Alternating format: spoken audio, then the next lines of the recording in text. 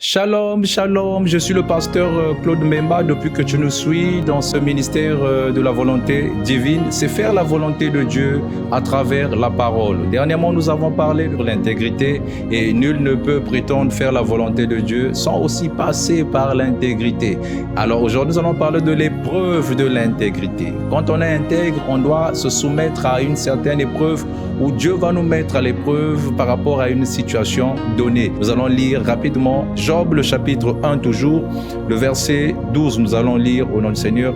L'Éternel dit à Satan, « Voici tout ce qui lui appartient.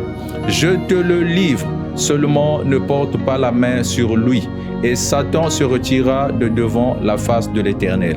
Or, ce verset, simplement, nous voulons encore encourager quelqu'un ce matin à qui une chose lui a été ôtée. Il y a une richesse que tu avais, que tu n'as plus, des avantages que tu avais dans ta vie, que tu n'as plus aujourd'hui.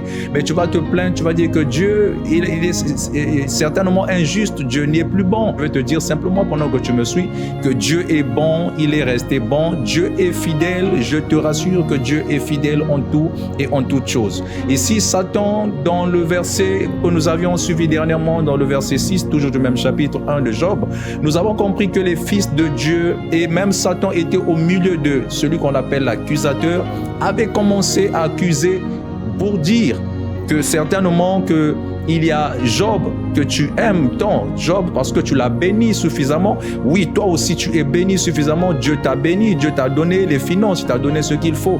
Mais Satan va continuer à t'accuser, va continuer à te tendre des pièges.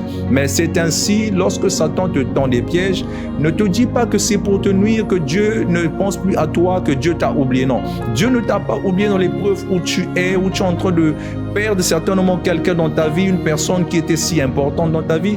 Tu avais une certaine richesse, tu avais certains avantages dans ta vie que tu as perdu et tu commences à dire que Dieu est passé où? Est-ce que Dieu m'a oublié? Non.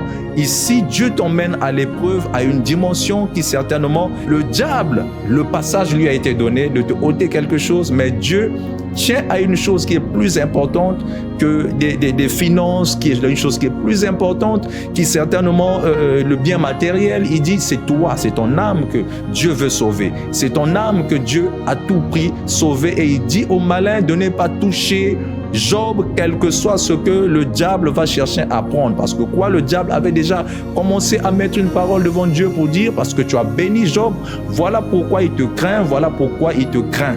Et Dieu sait que toi tu le crains, c'est pas parce que tu es riche.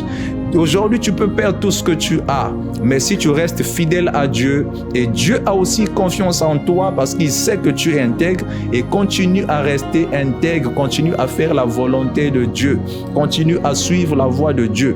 Quand même quelque chose t'a été ôté, si quelque chose à laquelle tu tenais simplement n'est plus, n'existe plus, les certains avantages que tu avais ne sont plus, ne te livre pas en ce que Satan veut que tu sois, que tu te détournes de la voie de Dieu. Non, reste fidèle à Dieu, reste intègre face à cette tentation, face à cette épreuve où Satan te tente.